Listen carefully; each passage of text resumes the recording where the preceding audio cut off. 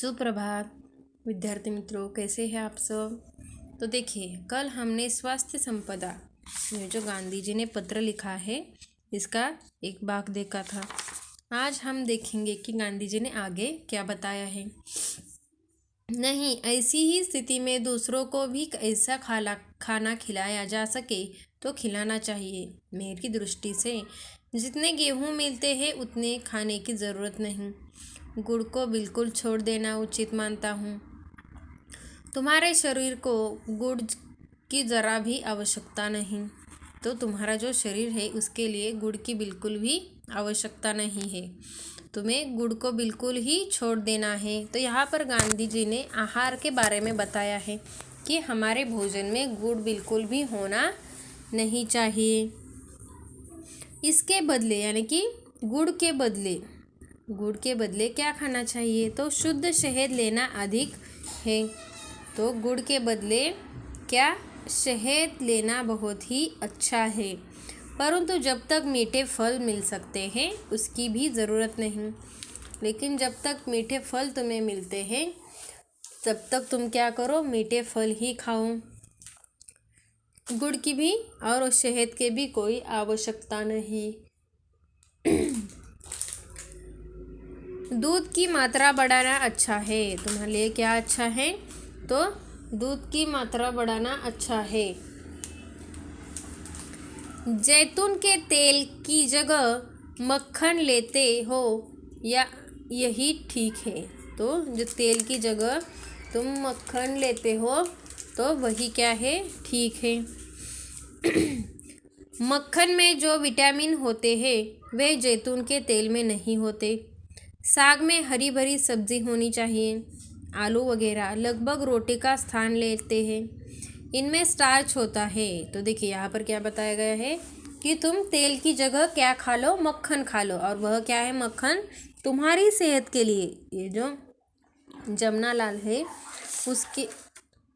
उसकी सेहत के लिए क्या ज़रूरी है, तो मक्खन ही ठीक है, ऐसा गांधी जी ने कहा है। क्योंकि उसमें विटामिन्स होते हैं, तो इन्होंने बताया है। और वो विटामिन तुम्हारे शरीर के लिए बहुत ही आवश्यक है। इसलिए तुम जो भी खाते हो, यानी जो खा रहे हो क्या, मक्खन, तो वह मक्खन तुम्हारे लिए बहुत ही आवश्यक है। साग में हरी सब्जी होनी चाहिए। तुम्हारे साग में जो हरी सब्जियां हैं वह भी होनी चाहिए। आलू वगैरह लगभग रोटी का स्थान ले लेते हैं। इनमें स्टार्च होता है। तुमको स्टार्च की कम से कम ज़रूरत है और जितनी होगी वह सब गेहूँ से पूरी हो जाएगी। अगर गेहूँ की तुम एक रोटी खा लेते हो तो उसमें तुम्हें स्टार्च मिल जाएगा और स्टार्च की कमी भर जाएगी। तुम्हें जितनी ज़रूरत है उतनी मिल जाएगी। मक्खन दूध काफ़ी है। मक्खन और दूध क्या है, काफ़ी है। इसके घटाने बढ़ाने का आधार वजन के ऊपर है। वजन के स्थिर हो जाने तक और हजम होता रहे तब तक मक्खन अथवा दूध की या दोनों की मात्रा बढ़ाते रहना चाहिए। तो देखिए यहाँ पर गांधी जी ने क्या बताया है, तुम्हारी शरीर के लिए, इनका शरीर शायद कमकुवत होगा यानी कमज़ोर हो गए वे, इसलिए उन्होंने क्या कहा है कि तुम्हारे लिए क्या ज़्यादा आवश्यक है, दूध और मक्खन की मात्रा क्या करो, बढ़ाते जाओ। तरकारियों में लौकी तथा भिन्न भिन्न प्रकार की सब्जियां, फूल गोभी, पत्ता गोभी, बिना बीज के सेम, है ना, बैंगन, इन सब की गिनती अच्छी हरी सब्जियों में होती है। तो यह जो हरी सब्जियां यहाँ पर बताई गई है इन्हें भी तुम्हें खाना है। तो यह भी तुम्हारे सेहत के लिए बहुत फ़ायदेमंद है। गेहूं का आटा चोकर मिला होना चाहिए।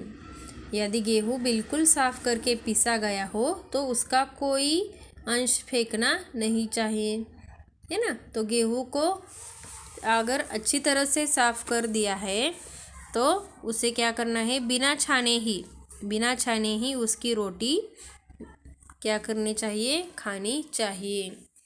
गेहूं का आटा चोकर, चोकर यानी कि गेहूं का आटा छानने के बाद बचा हुआ जो भाग होता है ना, उसे भी मत फेंको, ऐसा गांधी जी का कहना है। अगर तुमने गेहूं अच्छी तरह से साफ किए हैं तो उसे बिना छाने ही उसकी रोटी बनाकर खा लो, उसका कोई भी अंश मत फेंकना।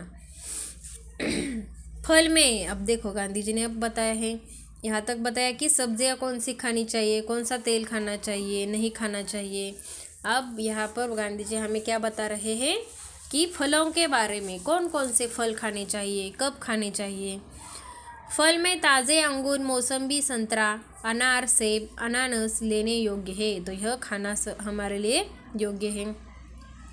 आजकल जो प्रयोग अमेरिका में हो रहे हैं उससे मालूम होता है कि एक ही साथ बहुत सी चीज़ें नहीं मिला देनी चाहिए, यानी एक ही साथ सब कुछ नहीं खाना चाहिए। फलों के लिए अलग वक्त होना चाहिए, दूध के लिए अलग वक्त होना चाहिए, रोटी सब्जी के लिए अलग वक्त, यानी अलग अलग वक्त पर अलग अलग खाना हमें खाना चाहिए, वही सेहत के लिए बहुत ही अच्छा है। फल अकेला ही खाने से उसके गुण बढ़ते हैं, भूखे पेट खाना तो सर्वोत्तम है। अंग्रेजी में कहावत भी है कि सुबह का फल सोना है और दोपहर का चांदी है। तो देखिए अंग्रेजी में कहावत है कि सुबह सुबह जब हम फल खाते हैं तो वह क्या है, हमारे शरीर के लिए सोना है, यानी सोने की जैसी कीमत होती है, सोने के कीमत के बराबर यह फल होता है, जो फल हम सुबह खाते हैं। और जो दोपहर को खाते हैं वह क्या, चांदी है। दोपहर को जो फल खाते हैं वह क्या है, चांदी है। इसलिए पहले अकेले फल का होना चाहिए। क्या तुम सुबह गर्म पानी पीते हो?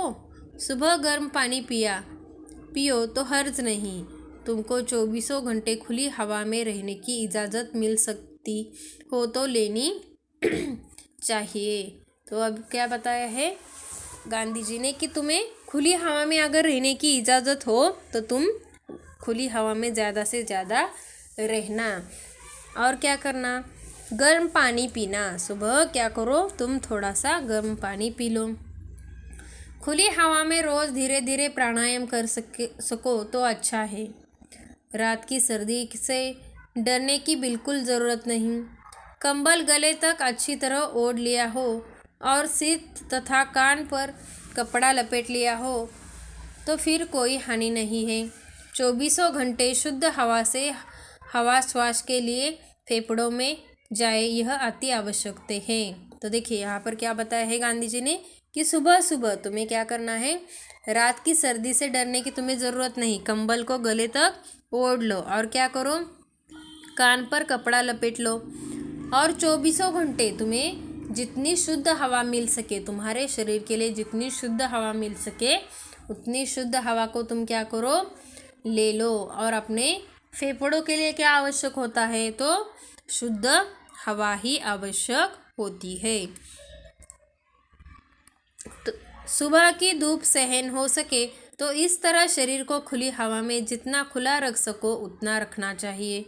तो देखो सुबह की जो धूप होती है ना उसमें विटामिन डी होता है, तो वह लेने के लिए बापूजी ने क्या कहा है कि तुम सुबह की जितनी तुम्हें धूप सहन हो सके, तुम्हारे शरीर को जितनी धूप सहन हो सके उतनी देर ही तुम क्या करना, धूप में भी बैठना।